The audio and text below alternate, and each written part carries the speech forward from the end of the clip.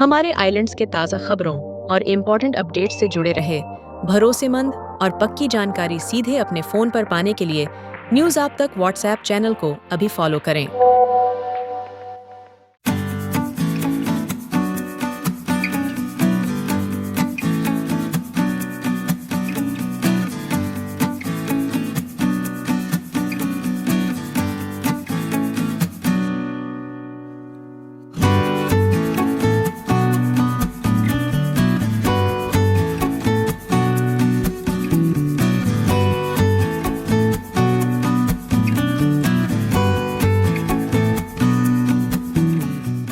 अंडमान एवं निकोबार द्वीप समूह admiral D K. Joshi, PVSM, AVSM, VSM, NM, VSM, AVSM, YSM, NM, VSM, retired माननीय उपराज्यपाल अंडमान एवं निकोबार द्वीप समूह, सम्मानीय अतिथिगण, वरिष्ठ अधिकारीगण, सुरक्षा बलों के प्रतिनिधि, विशिष्ट स्वतंत्रता सेनानी एवं उनके परिजन, आज़ाद हिंद फौज के माननीय पूर्व सदस्य, भाइयों और बहनों, भारत सरकार के संस्कृति मंत्रालय के गरिमामय संरक्षण में आयोजित भारतीय इतिहास में विशेष स्थान रखने वाले इस 3 दिवसीय महत्वपूर्ण अवसर पराक्रम दिवस में आप सभी का तहे दिल से हार्दिक स्वागत है।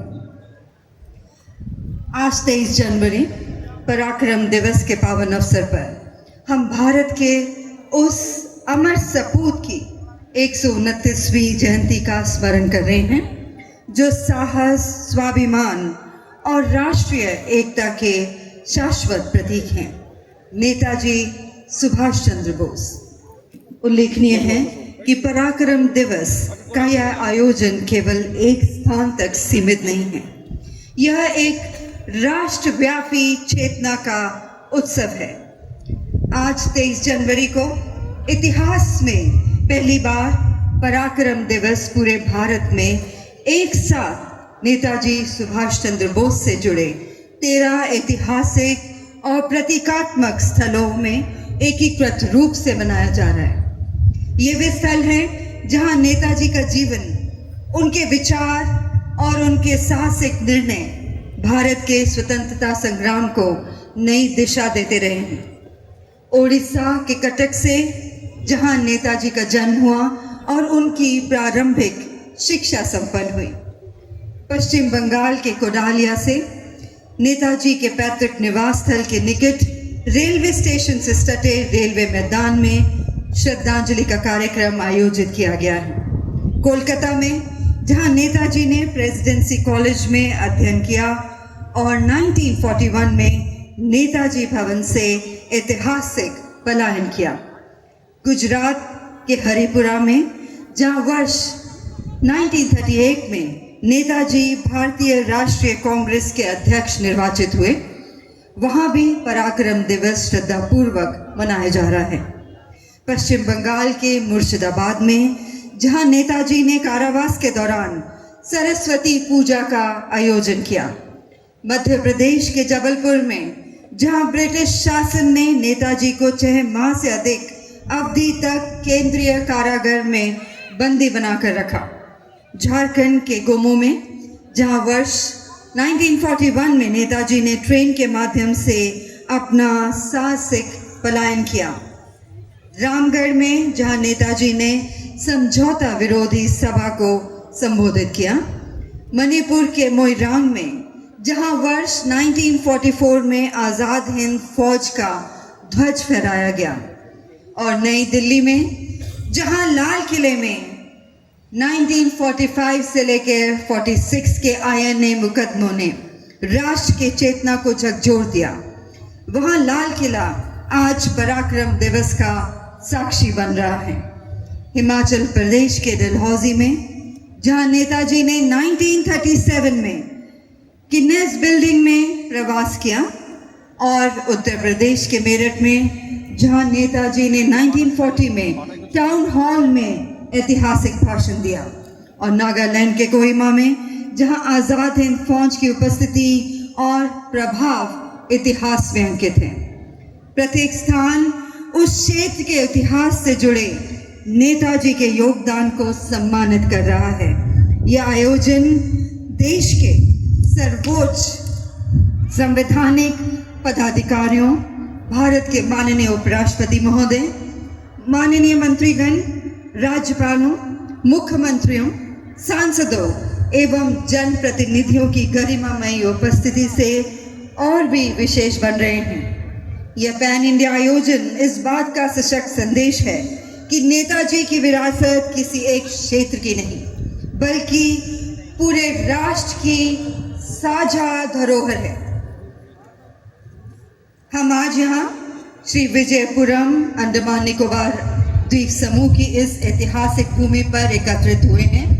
वह भूमि जहाँ स्वतंत्र भारत का विचार औपचारिक स्वतंत्रता से बहुत पहले यथार्थ में पवित्रित हुआ। 30 दिसंबर 1943 को यहीं से नेताजी सुभाष चंद्र बोस ने आज़ाद हिंद सरकार के प्रमुख के रूप में भारतीय तिरंगा फहराया और इन द्वीपों को ब्रिटिश शासन से मुक्त भारत की प्रथम स्वतंत्र भूमि घोषित किया। नेताजी की अदम्य भावना और स्वतंत्रता संग्राम ने उनके अतुलनीय योगदान को सम्मानित करते हुए भारत सरकार ने वर्ष 2021 में नेताजी की जयंती को पराक्रम दिवस के रूप में राष्ट्रीय स्तर पर मनाने जाने का निर्णय लिया, जो स्वतंत्रता के लगभग 75 वर्षों के पश्चात एक ऐतिहासिक पहल थी। तब से लेकर आज तक पराक्रम दिवस भारत की राष्ट्रीय चेतना का एक सशक्त प्रतीक बन चुका है। कभी कोलकाता के विक्टोरिया मेमोरियल से, कभी इंडिया गेट से, कभी लाल किले से, तो कटक की धरती से और आज इन ऐतिहासिक द्वीपों से।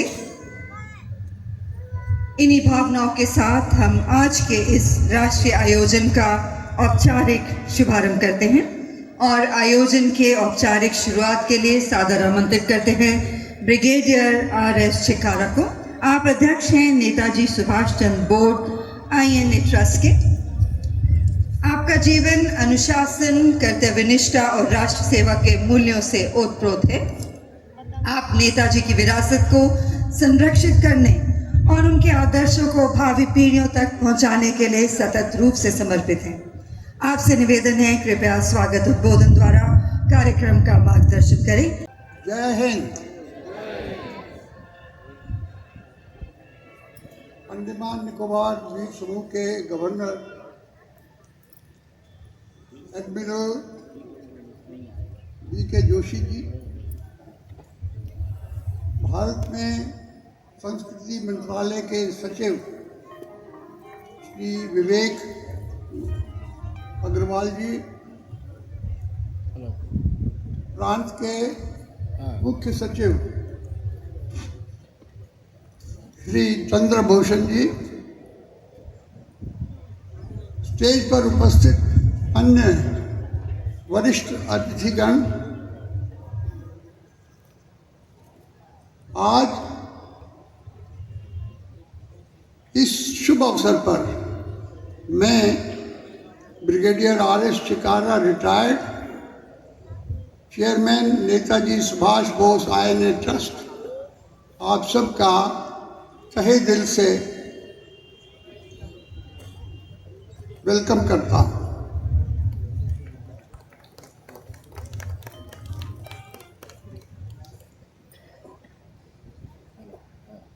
देवियों और सज्जनों, मेरा स्वास्थ्य थोड़ा गड़बड़ है, इसलिए मैं निवेदन करूंगा ट्रस्ट की सेक्रेटरी डॉक्टर मिसेस निधि कुमार से कि वो मेरा स्वागत भाषण पढ़कर सुनाए। धन्यवाद। जय हिंद। अंडमान तथा निकोबार द्वीप समूह के माननीय राज्यपाल एवं पूर्व नौसेना प्रमुख admiral DK Joshi ji, PBSM, AVSM, YSM, नवसेना मेडल VSM, आदरणीय brigadier RS Chikara ji, lieutenant R Madhavan Pillai ji, Andaman तथा निकोबार द्वीप समूह के मुख्य सचिव डॉक्टर चंद्रभूषण कुमार जी, सचिव संस्कृति मंत्रालय Shri Vivek Agarwal ji, doctor Sanjay Sinha IFS PCCF and ADC and PSO ji, मैं निधि कुमार महासचिव INA trust, Netaji Subhash Chandra Bose INA trust अध्यक्ष ब्रिगेडियर RS चिकारा की ओर से उनका स्वागत भाषण पढ़ रही हूँ। फ्रेंड्स, हमें इस बात की बहुत खुशी है कि आज माननीय उपराज्यपाल की मुख्य अतिथि उपस्थिति से नेताजी सुभाष चंद्र बोस की 129th जयंती का आयोजन नेताजी स्टेडियम में आप सभी के साथ हुआ है। नेताजी और उनकी आज़ाद हिंद फौज ने भारत की स्वतंत्रता के लिए अद्वितीय संघर्ष किया और महान बलिदान भी दिए। 1947 में प्राप्त स्वतंत्रता का बड़ा श्रेय उन्हें जाता है। हम देशवासी उनके सदैव ऋणी रहेंगे।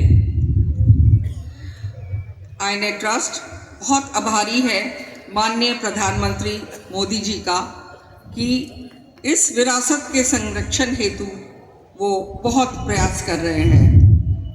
आज इस पावन अवसर पर हम यहाँ उपस्थित सभी माननीय पदाधिकारी का हृदय से स्वागत करते हैं। हम भारतीय मानविज्ञान सर्वेक्षण और संस्कृति मंत्रालय का भी आभार प्रकट करते हैं जिन्होंने हमें यहाँ बुलाकर सम्मानित किया। मैं INA ट्रस्ट की ओर से उन सभी लोगों का आभार प्रकट करना चाहती हूँ जिनके नाम मैंने यहाँ नहीं लिए।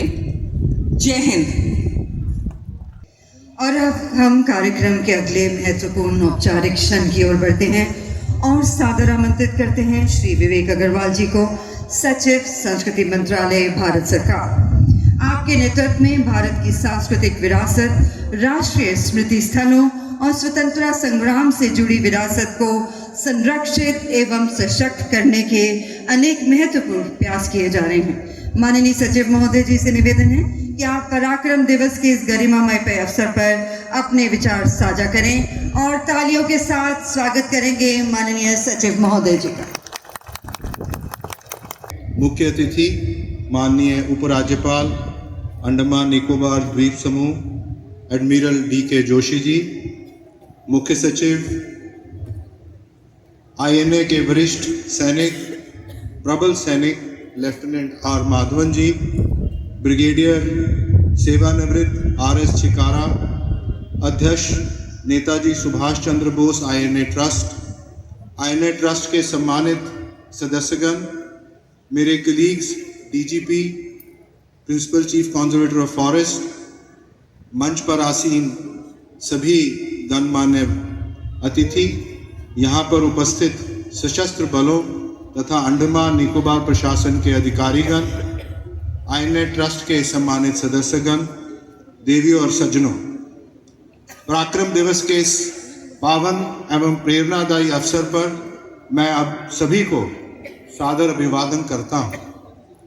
आज हम यहाँ नेताजी सुभाष चंद्र बोस की जयंती के उपलक्ष्य में एकत्र हुए हैं, एक ऐसे महान व्यक्तित्व का स्मरण करने के लिए जिनका जीवन निर्णायक नेतृत्व, अडिग देशभक्ति और भारत के भविष्य में अटूट विश्वास का प्रतीक है। पराक्रम दिवस केवल कैलेंडर की एक तिथि नहीं है, यह उस शक्ति को याद दिलाता है जो तब उत्पन्न होती है जब दृढ़ विश्वास साहस के साथ जुड़ जाता है। श्री विजयपुरम में आज हम उपस्थित हैं, इसका एक गहरा ऐतिहासिक महत्व है। ये द्वीप केवल भौगोलिक रूप से दूरस्थ क्षेत्र नहीं है, बल्कि भारत के स्वतंत्रता संग्राम की गाथा में इसका बहुत महत्वपूर्ण स्थान है।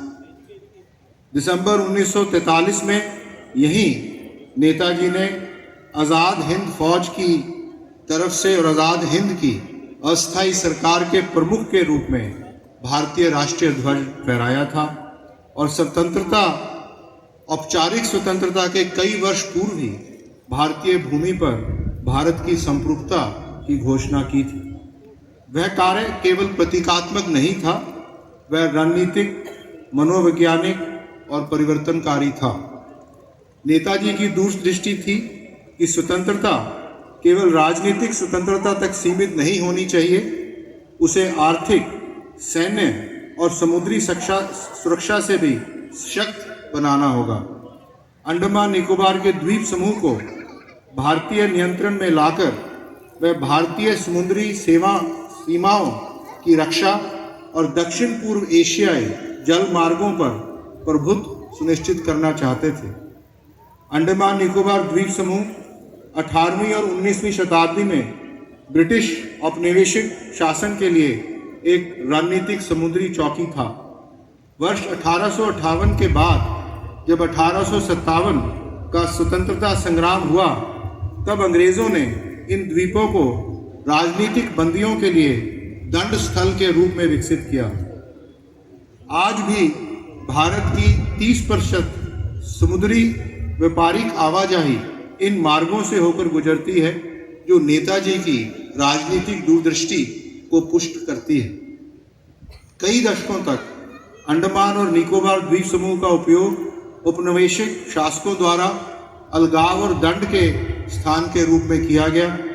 सेल्युलर जेल, जिसका निर्माण 1896 में प्रारंभ होकर 1906 में पूर्ण हुआ, इसी दमनकारी नीति का परिणाम था।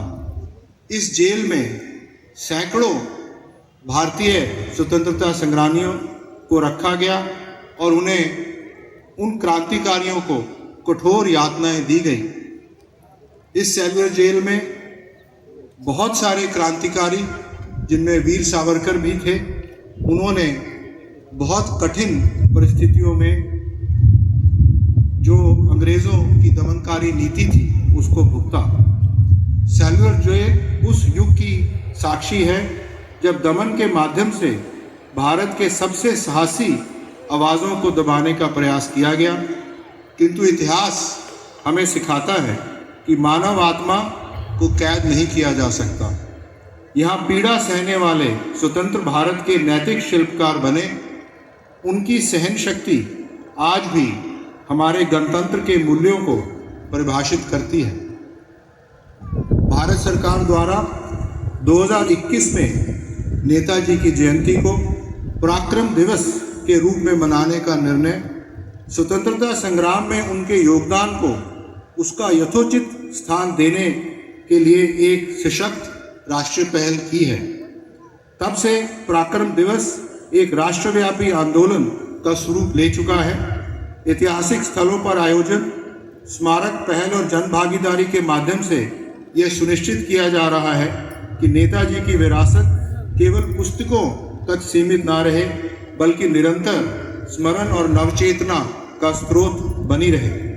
पराक्रम केवल युद्ध भूमि का साहस नहीं है, यह शासन में साहस, लोक सेवा में ईमानदारी, संस्थाओं में दृढ़ता और नागरिक कर्तव्यों में उत्तरदायित्व भी है। नेताजी ने यह सिद्ध किया कि नेतृत्व का अर्थ कठिन निर्णय लेना और व्यक्तिगत बलिदान देना होता है। भारतीय सिविल सेवा से उनका त्यागपत्र व्यक्तिगत उपलब्धियों से ऊपर राष्ट्रीय अंतरात्मा को रखने का एक अद्वितीय उदाहरण है। नेताजी द्वारा आज़ाद हिंद फौज की स्थापना भारत के स्वतंत्रता संग्राम का एक निर्णायक क्षण था। इसने विभिन्न क्षेत्रों, धर्मों और सामाजिक पृष्ठभूमियों के भारतीयों को एक साझा उद्देश्य और एक नेतृत्व के अंतर्गत एकजुट किया। द्वितीय विश्व युद्ध के समय जापानी सेनाओं के नियंत्रण में आए अंडमान निकोबार में नेताजी ने द्वीपों का नाम बदलकर शहीद द्वीप और स्वराज द्वीप रखा, जिससे यह स्पष्ट हुआ कि यह क्षेत्र केवल भूभाग नहीं बल्कि स्वतंत्रता और राष्ट्रवाद का प्रतीक है। आज़ाद हिंद फौज केवल एक सेना नहीं थी, वह इस घोषणा का प्रतीक थी कि भारतीय स्वयं शासन करने, रक्षा करने और बलिदान देने के लिए तैयार हैं। 30 दिसंबर 1943 को पोर्ट ब्लेयर में भारतीय राष्ट्रीय ध्वज फहराने का उनका कदम केवल प्रतीकात्मक नहीं था, बल्कि यह संदेश था कि भारत स्वयं शासन करने और अपनी समृद्धता स्थापित करने के लिए तैयार है। उतना ही उल्लेखनीय था नेताजी का सामाजिक दृष्टिकोण। जिस समय सामाजिक सीमाएं भागीदारी को सीमित करती थी, उस समय उन्होंने रानी झांसी रेजिमेंट के माध्यम से महिलाओं के नेतृत्व को प्रोत्साहित किया और राष्ट्रीय सेवा में बिना भेदभाव के समानता की मिसाल प्रस्तुत की। उनका धर्मनिरपेक्ष दृष्टिकोण, व्यवहारिक शासन विचार और अनुशासन पर बल आज की जटिल दुनिया में भी हमें मार्गदर्शन प्रदान करते हैं। नेताजी यह भी भली भांति समझते थे कि आर्थिक सशक्तता के बिना स्वतंत्रता अधूरी रहती है। उन्होंने नियोजन, औद्योगिक क्षमता, वैज्ञानिक दृष्टिकोण और सामाजिक कल्याण पर बल दिया। ये सिद्धांत आज आत्मनिर्भरता, नवाचार और सतत विकास के जो मार्गदर्शन हमारे माननीय प्रधानमंत्री जी देते हैं, उसी दिशा में यात्रा की गहराई से हम जुड़ते जा रहे हैं। अंडमान और निकोबार द्वीप समूह के रणनीतिक महत्व को लेकर उनकी दूरदृष्टि आज भारत की समुद्री और राष्ट्रीय सुरक्षा संरचना में इन द्वीपों की भूमिका को रेखांकित करती है। द्वीपों का नामांकन कर स्मारकों का विकास तथा भारत सरकार द्वारा किए जा रहे अनुसंधान और जनसंपर्क के प्रयास इतिहास को प्रमाणिकता और उद्देश्य के साथ सुरक्षित एवं प्रस्तुत करने की व्यापक पहल का हिस्सा है। प्रदर्शनियों, वो संगोष्ठियों और शैक्षणिक गतिविधियों के माध्यम से विशेष रूप से युवाओं को जोड़ते हुए हम यह सुनिश्चित करने का प्रयास कर रहे हैं कि नेताजी के विचार एक जीवंत प्रेरणा बने रहें। इस वर्ष के आयोजन, जिसमें नेताजी के जुड़े 13 अन्य स्थलों पर कार्यक्रम शामिल हैं, ये स्पष्ट करते हैं कि उनकी विरासत भारत के प्रत्येक क्षेत्र और प्रत्येक नागरिक की साझा धरोहर है। मुख्य भूमि से लेकर इन द्वीपों तक संदेश स्पष्ट है। भारत अपने नायकों को स्मरण करता है, उनका सम्मान करता है और उनसे सीख लेता है। लोक सेवकों के रूप में पराक्रम दिवस हम पर एक विशेष उत्तरदायित्व भी रखता है। यह हमें संस्थाओं को सुदृढ़ करने, ईमानदारी के साथ कार्य करने और यह सुनिश्चित करने का आह्वान करता है कि बलिदान से अर्जित स्वतंत्रता सभी के लिए न्याय, अवसर और गरिमा में परिणत हो। इस ऐतिहासिक भूमि से आइए हम अपने सामूहिक संकल्प को पुनः दोहराएं। विभाजन से ऊपर एकता को स्थापित करेंगे, व्यक्तिगत लाभ से ऊपर राष्ट्रीय हित को रखेंगे और साहस एवं प्रतिबद्धता के साथ जनता की सेवा करेंगे। जय हिंद। और अब हम कार्यक्रम के उस अत्यंत गौरवपूर्ण और भावनात्मक क्षण की ओर बढ़ते हैं जो इतिहास, पराक्रम और राष्ट्र कृतज्ञता को एक साथ साकार करने जा रहा है। यह हमारे लिए अत्यंत गौरव का क्षण है जब हम आज गर्व और श्रद्धा के साथ स्वागत कर रहे हैं एक ऐसे महानायक का जो भारत के स्वतंत्रता संग्राम की जीवित गाथा है, lieutenant R Madhavan. Lieutenant R Madhavan भारतीय राष्ट्रीय सेना INA के अंतिम जीवित सिपाही हैं जिन्होंने नेताजी सुभाष चंद्र बोस के आह्वान पर दिल्ली चलो का नारा बुलंद करते हुए स्वतंत्रता की लड़ाई में भाग लिया। और आपको सम्मानित कर रहे हैं एडमिरल DK जोशी जी, माननीय उपराज्यपाल अंडमान एवं निकोबार द्वीप समूह। मात्र 18 वर्ष की आयु में नेताजी सुभाष चंद्र बोस के आह्वान पर आज़ाद हिंद फौज में आपने प्रवेश किया। आपका जीवन भारत के स्वतंत्रता संग्राम का एक अमूल्य अध्याय है। आपका जन्म 13 मार्च 1926 को बर्मा, जो वर्तमान में म्यांमार में, तमिलनाडु मूल के एक परिवार में हुआ। स्वतंत्रता इस पथ पे आपने असाधारण साहस का परिचय दिया। रंगून में कारावास की यातनाएं सही, कठिन परिस्थितियों का सामना किया, किंतु राष्ट्र के प्रति अपने संकल्प से कभी विचलित नहीं हुए। आज शतायु होने के उपरांत भी आप सभी को बताना चाहेंगे आपकी उम्र आज 101 साल है। माधवन जी युद्ध स्मारकों में नतमस्तक होकर शहीदों को श्रद्धांजलि अर्पित करते हुए हम सभी को यह स्मरण कराते हैं कि देशभक्ति किसी आयु की मोहताज नहीं होती। आज हम केवल एक वीर सैनिक का सम्मान नहीं कर रहे, बल्कि हम भारत के स्वतंत्रता संग्राम की उस अमूल्य विरासत को नमन कर रहे हैं जिसका नेतृत्व नेताजी सुभाष चंद्र बोस ने किया और जिसे आज़ाद हिंद फौज के असंख्य वीरों ने अपने त्याग और बलिदान से अमर बनाया। और पराक्रम दिवस के इस अवसर पर नेताजी सुभाष चंद्र बोस की विरासत, विचारों और स्वतंत्रता संग्राम के उनके योगदान को और अधिक व्यापक जनमास तक पहुंचाने के उद्देश्य से ITF ग्राउंड एवं नेताजी सुभाष चंद्र बोस द्वीप पर विशेष प्रदर्शनी आयोजित की गई है। इस अवसर पर यह उल्लेखनीय है कि प्रदर्शनी का आयोजन ITF ग्राउंड में 2 दिनों के लिए तथा नेताजी सुभाष चंद्र बोस द्वीप पर 1 माह की अवधि के लिए किया जा रहा है। इस अवसर पर इन दोनों स्थलों पर आयोजित प्रदर्शनी की झलक प्रस्तुत एक संक्षिप्त फिल्म द्वारा की जाएगी, जिसके माध्यम से हम उन ऐतिहासिक प्रसंगों के दृश्य रूप का अनुभव कर सकेंगे। यह पहल नेताजी की विरासत को आधुनिक माध्यम के द्वारा देश के प्रत्येक नागरिक तक पहुंचाने की हमारी साझा प्रतिबद्धता को दर्शाती है।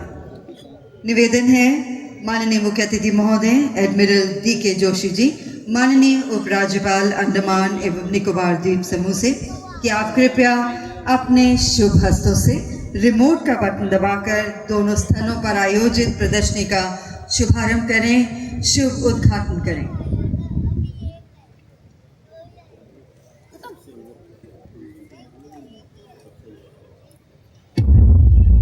पराक्रम दिवस भारत के उस साहस का उत्सव जो इतिहास से निकलकर आज को दिशा देता है।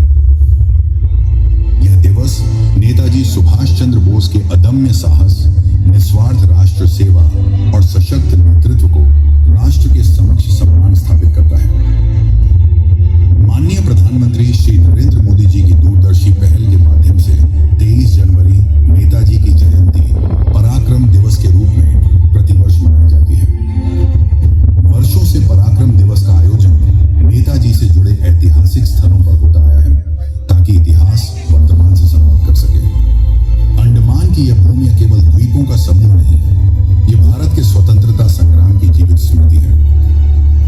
यही वह पवित्र भूमि है जहां 30 दिसंबर 1943 को नेताजी सुभाष चंद्र बोस ने पहली बार आजादी का तिरंगा लहराया। स्वतंत्र भारत की भूमि पर भारतीय संप्रभुता की पहली घोषणा के रूप में आज यह द्वीप एक राष्ट्रीय हेरिटेज साइट के रूप में संरक्षित है, जहां इतिहास, स्मृति और सम्मान एक साथ सांस लेते हैं। सेलुलर जेल का बलिदान, नेताजी द्वीप का स्वाभिमान और संस्कृति मंत्रालय की प्रस्तुति तीनों मिलकर एक राष्ट्रीय अनुभव का निर्माण करते हैं।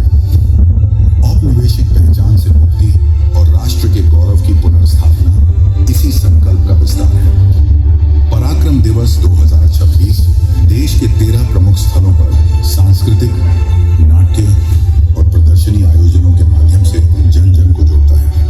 यह दिवस भारत की युवा शक्ति को अपने गौरवशाली इतिहास से जोड़कर एक सशक्त, आत्मनिर्भर और एकजुट भारत की ओर अग्रसर करता है।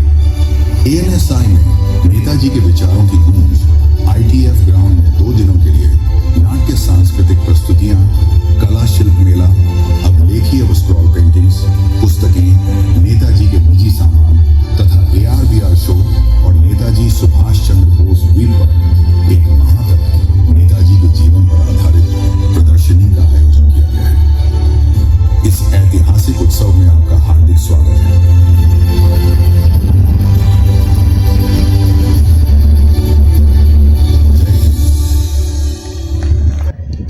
हम बात कर रहे हैं भारत के यशस्वी प्रधानमंत्री माननीय श्री नरेंद्र मोदी जी के। एक बार नरेंद्र मोदी जी के सम्मान में जोरदार तालियां हो जाए, पूरा स्टेडियम गूंज जाना चाहिए।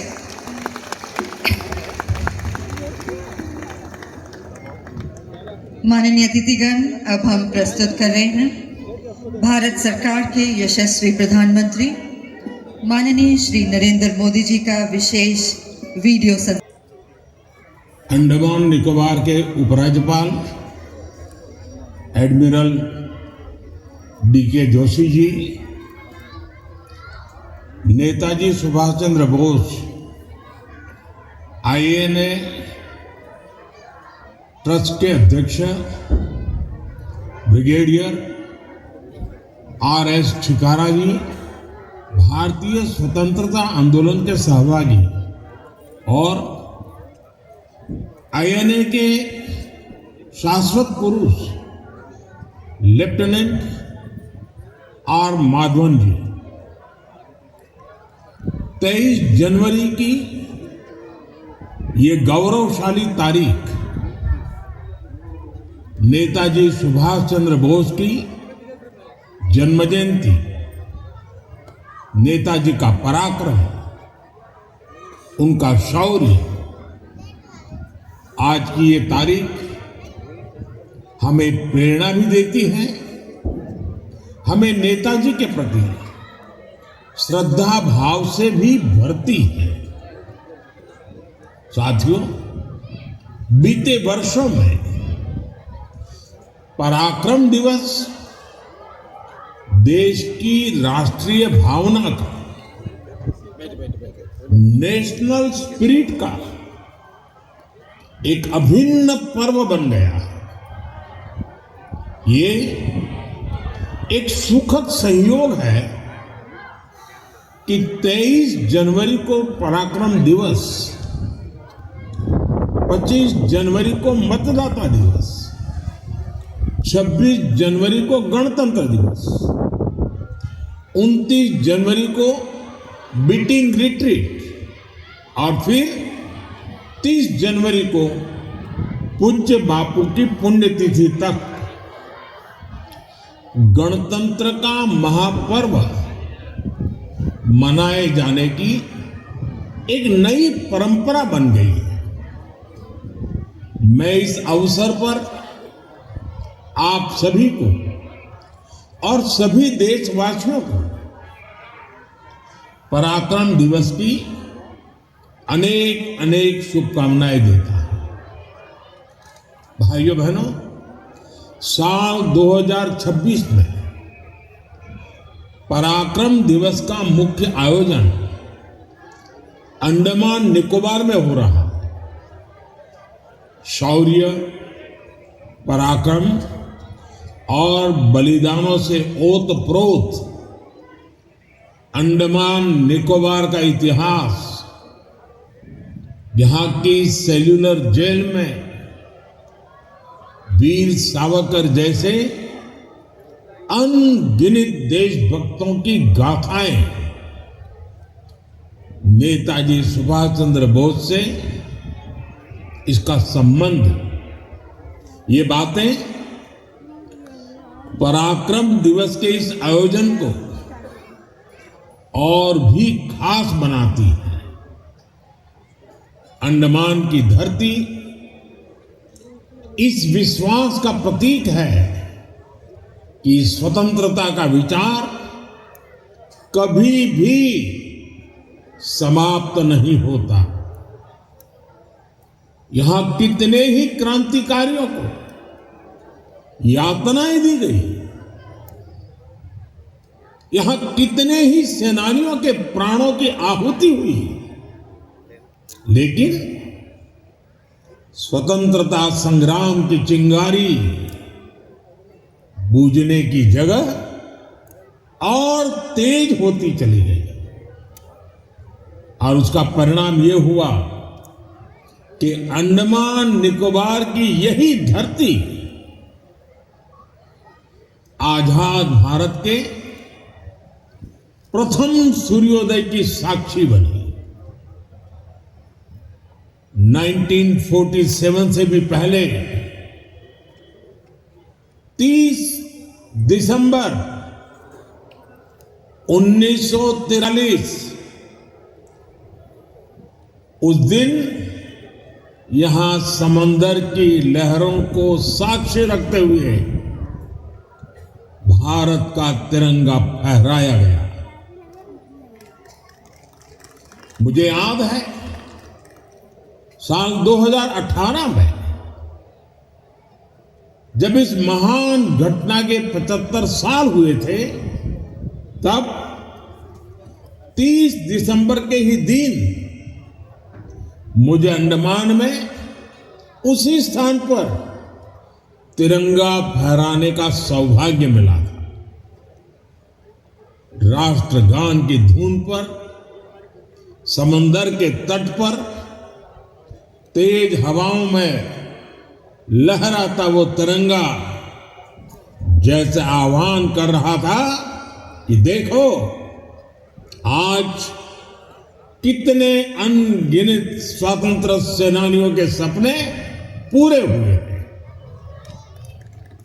भाइयों बहनों, आजादी के बाद अंडमान निकोबार द्वीप समूह के इस गौरवशाली इतिहास को सहजा जाना चाहिए था, लेकिन उस दौर में सत्ता में पहुंचे लोगों के भीतर एक असुरक्षा की भावना थी। वो आजादी का श्रेय केवल एक परिवार तक सीमित रखना चाहते थे। इस राजनीतिक स्वार्थ में देश के इतिहास की उपेक्षा कर दी गई। अंडमान निकोबार को भी गुलामी की पहचान से जुड़ा रहने दिया गया। इसके द्वीप आजादी के 70 साल बाद भी अंग्रेज अधिकारियों के नाम से जाने जाते थे। हमने इतिहास के इस अन्याय को खत्म किया। इसलिए पोर्ट ब्लेयर आज श्री विजयपुरम बन चुका है। श्री विजयपुरम, ये नया नाम, ये पहचान नेताजी की विजय की याद दिलाती है। इसी तरह दूसरे अन्य द्वीपों के नाम भी स्वराज द्वीप, शहीद द्वीप और सुभाष द्वीप रखे गए। साल 2023 में अंडमान के 21 द्वीपों के नाम भी भारतीय सेना के जांबाज वीर पुरुष 21 परमवीर चक्र विजेताओं के नाम पर रखे गए। आज अंडमान निकोबार के गुलामी के नाम मिट रहे हैं। आजाद भारत के नए नाम अपनी पहचान बना रहे हैं।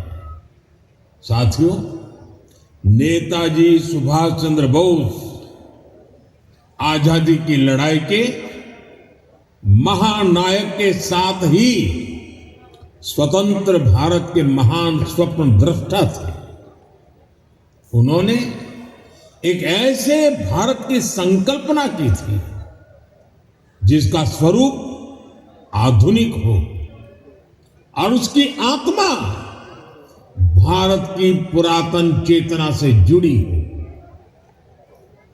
नेताजी के इस विजन से आज की पीढ़ी को परिचित कराना हम सभी का दायित्व है। और मुझे खुशी है कि हमारी सरकार इस दायित्व को बखूबी निभा रही है। हमने दिल्ली के लाल किले में नेताजी सुभाष को समर्पित म्यूजियम का निर्माण किया है।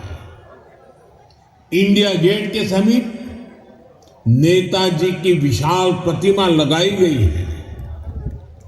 गणतंत्र दिवस की परेड में हिंद फौज के योगदान को भी देश ने याद किया है। हमने सुभाष चंद्र बोस आपदा प्रबंधन पुरस्कार भी शुरू किए हैं। ये विभिन्न कार्य केवल नेताजी सुभाष चंद्र बोस का सम्मान ही नहीं है, ये हमारी युवा पीढ़ी के लिए और भविष्य के भी अमर प्रेरणा के स्रोत हैं। अपने आदर्शों का ये सम्मान, उनसे प्रेरणा, यही विकसित भारत के हमारे संकल्प को ऊर्जा और आत्मविश्वास से भर रहा है। साथियों, एक कमजोर राष्ट्र का अपने लक्ष्यों तक पहुंचना मुश्किल होता है। इसलिए नेताजी सुभाष ने हमेशा सशक्त राष्ट्र का सपना देखा। आज 21वीं सदी का भारत भी एक सशक्त और दृढ़ प्रतिज्ञ राष्ट्र के तौर पर अपनी पहचान बना रहा है। अभी अभी आपने देखा है ऑपरेशन सिंदूर, भारत को जख्म देने वालों के घर में घुसकर हमने उन्हें तबाह कर दिया। भारत आज शक्ति बढ़ाना भी जानता है, शक्ति संभालना भी जानता है और उसका इस्तेमाल करना भी जानता है। नेताजी सुभाष के समर्थ भारत के विजन पर चलते हुए आज हम डिफेंस सेक्टर को आत्मनिर्भर बनाने में जुटे हैं। पहले भारत सिर्फ विदेशों से हथियार मंगाने पर आश्रित रहता था। आज हमारा डिफेंस एक्सपोर्ट 23,000 करोड़ को पार कर चुका है। भारत में बनी ब्रह्मोस और दूसरी मिसाइलें कितने ही देशों का ध्यान खींच रही है। हम स्वदेशी की ताकत से भारत की सेनाओं का आधुनिकीकरण कर रहे हैं। भाइयों बहनों, आज हम 140 करोड़ देशवासी विकसित भारत के संकल्प के लिए एकजुट होकर काम कर रहे हैं। विकसित भारत का यह रास्ता आत्मनिर्भर भारत अभियान से मजबूत होता है। इसे स्वदेशी के मंत्र से ताकत मिलती है।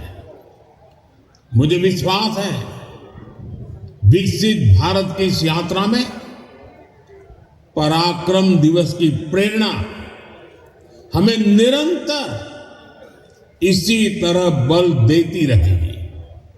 मैं एक बार फिर आप सभी को नेताजी सुभाष की जन्म जयंती की बहुत बहुत बधाई देता हूं। भारत माता की जय।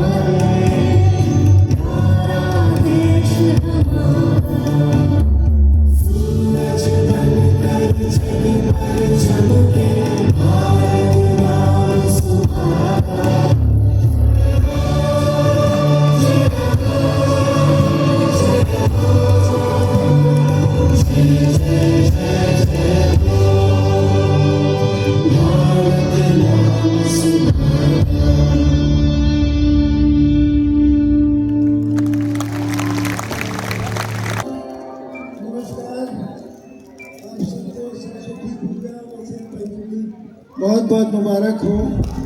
This is our humble tribute to Subhash Sangeetanjali. Thank you so much. We'll play composition by Gurudev Rabindranath Tagore.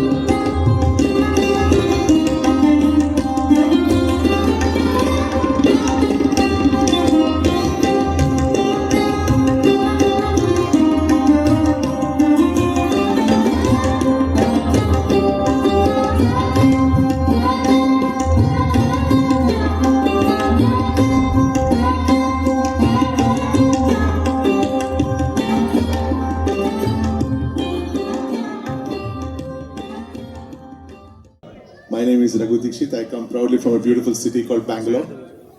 Today I'm going to present to you a song which I wrote 20 years ago with a friend's help, Montu Basi. The song is a dedication to all the armed forces, our beautiful country, our beautiful flag, but most importantly, one of our greatest freedom fighters, Shri Subhash Chandra Bose ji. It's an honor to be invited to be performing for this particular concert. Thank you to Shaurindro and Shomijit and also Ministry of Culture. Thank you so much. This is Tiranga.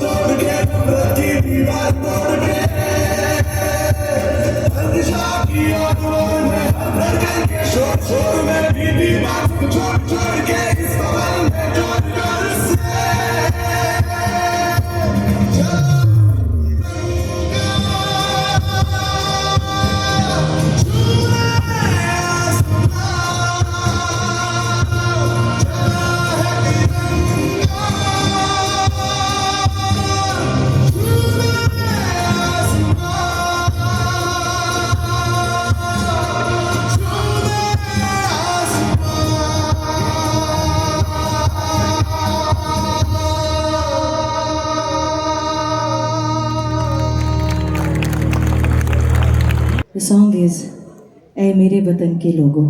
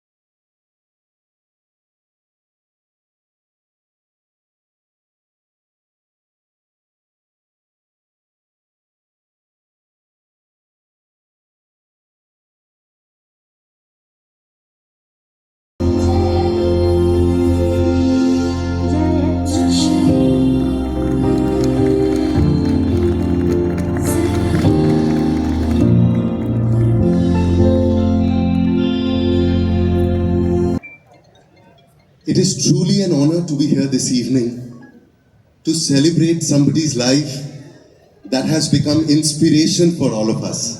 हम सभी की आदर्श है नेताजी, और उनकी प्रियतम एक गीत आज मैं यहाँ पे गाने आया हूँ। लेकिन इस गीत को गाने से पहले मैं चाहता हूँ कि आप सब मिलके इस गीत में पार्टिसिपेट करें। हमारे पास अपने मोबाइल फोन्स हैं। क्या हम अपने मोबाइल फोन्स के टॉर्च लाइट स्विच ऑन कर सकते हैं? Can we all do it for Netaji? And let's make this stadium as beautiful as the sky. And let us show this light to our hero. सारे, मुझे और रोशनी चाहिए. Thank you, ma'am. Everybody there. DL Roy's song धनोधान्य पुष्प भरा। मुझे मालूम है आप में से कई लोग हैं जो बांग्ला भी बोलते हैं, तो वो गाए भी मेरे साथ। And keep this light moving. Thank you so much. Here we go.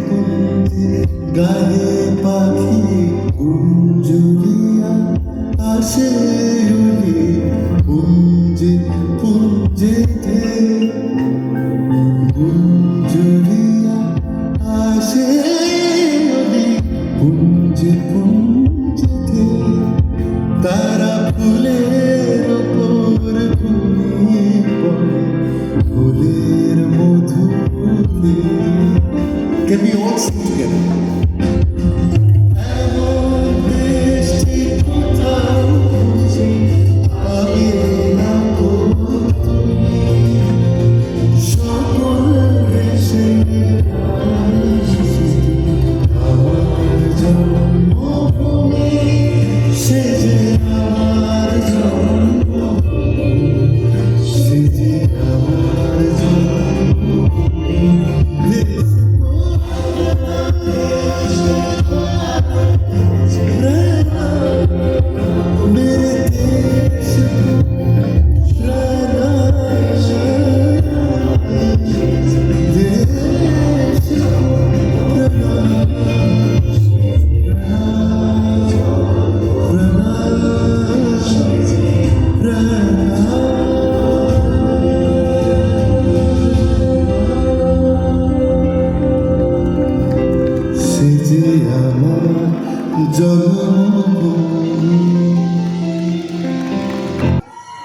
అందరికీ నమస్కారం to all.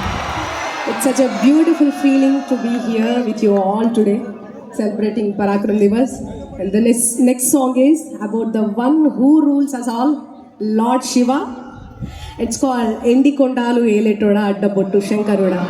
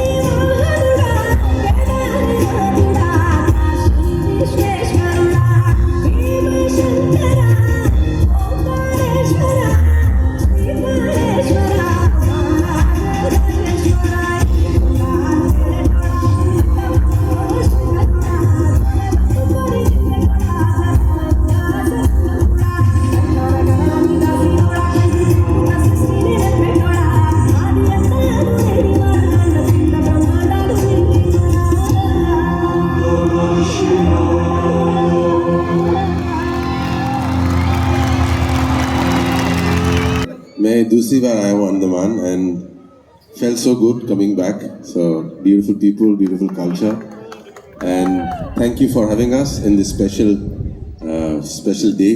And मैं जो गाने जा रहा हूँ उसमें स्पेशली सुभाष जी का एक वॉइस भी है उसमें एक्चुअली. उन्होंने टोक्यो में एक मैसेज दिया था, तो वो गाने में है, सुनिएगा उनका आवाज़. I get goosebumps when I hear that. So we'll sing a song for Subhash ji.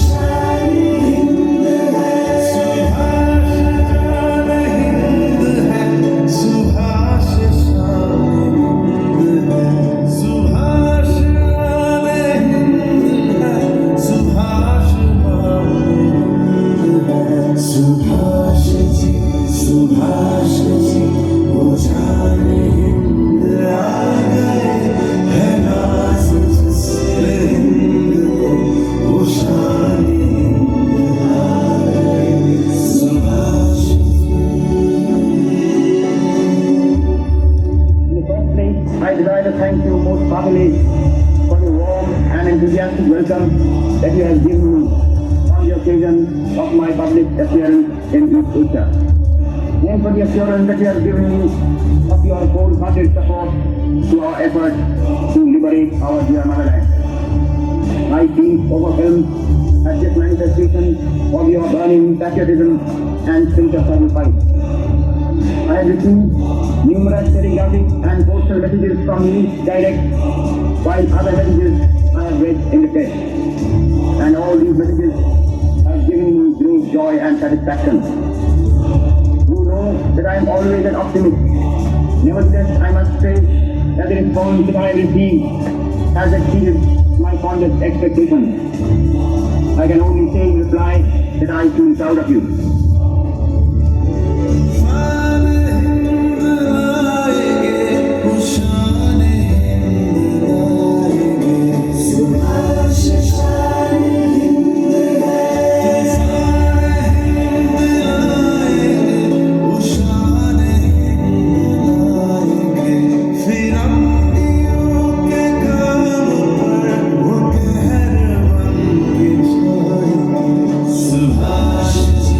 Subhash ji,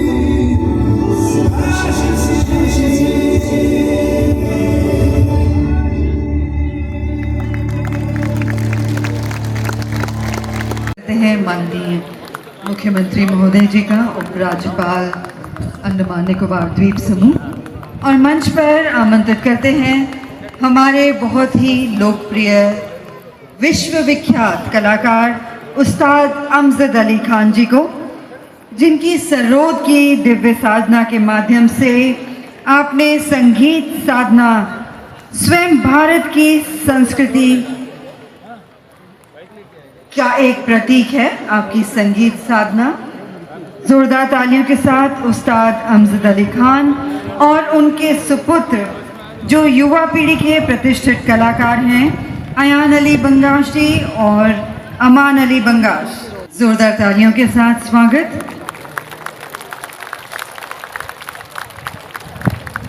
उस्ताद अमजद अली खान जी का और उनके सुपुत्र अयान अली बंगाश और अमान अली बंगाश जी। उस्ताद अमजद अली खान जी ने संगीत साधना स्वयं भारत की सांस्कृतिक विरासत का प्रतीक है।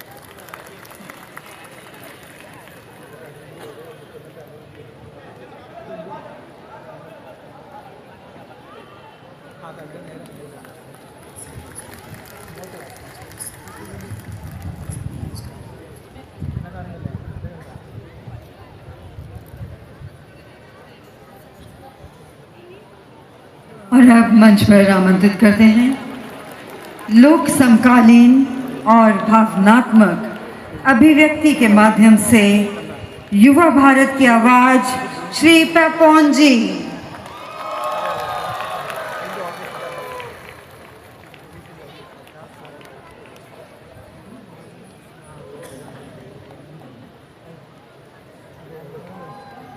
जोरदार तालियां हो जाएं पेपॉन जी के लिए। आप युवा भारत की आवाज़ हैं। और अब आमंत्रित करते हैं भारतीय लोक और शास्त्रीय परंपरा की सशक्त प्रतिनिधि, हम सभी की चहेती प्रतिभा सिंह बघेल।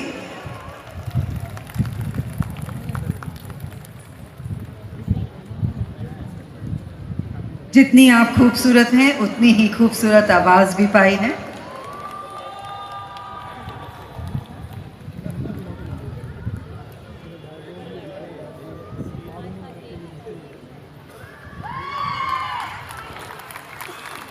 और अब आमंत्रित करते हैं भारतीय लोक और आधुनिक संगीत को वैश्विक मंच तक पहुंचाने वाले रघु दीक्षित।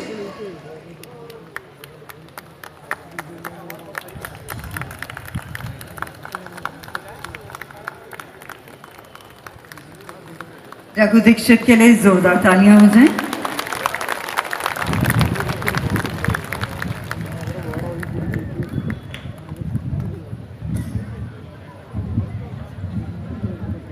मंच पर आमंत्रित करते हैं मिस मांगली जी को और सम्मानित करना चाहेंगे उनके इस बहुत ही खूबसूरत प्रदर्शन के लिए, प्रस्तुतिकरण के लिए।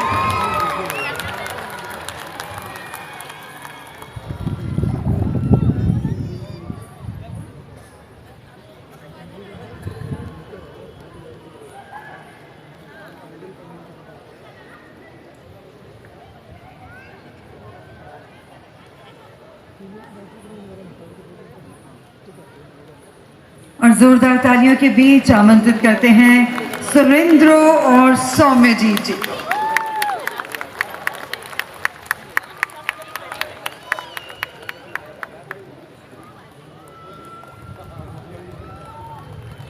तालियां बजती रहें सुरेंद्र जी और सौम्यजीत जी के लिए।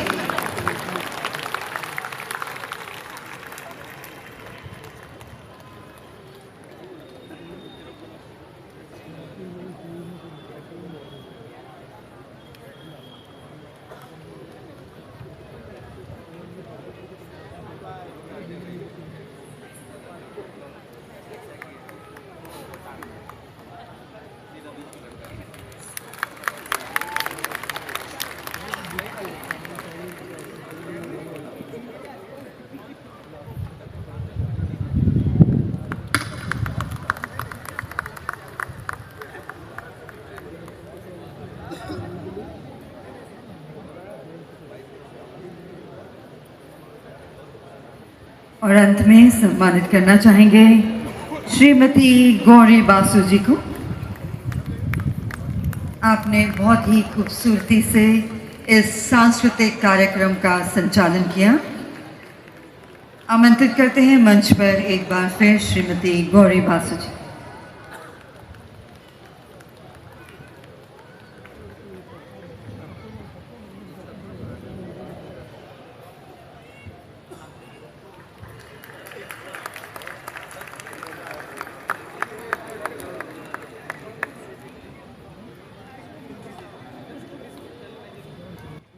माननीय अतिथिगण से निवेदन करना चाहेंगे, सभी कलाकारों के साथ एक ग्रुप फोटोग्राफ लेकर हम सभी को अनुग्रहित करें।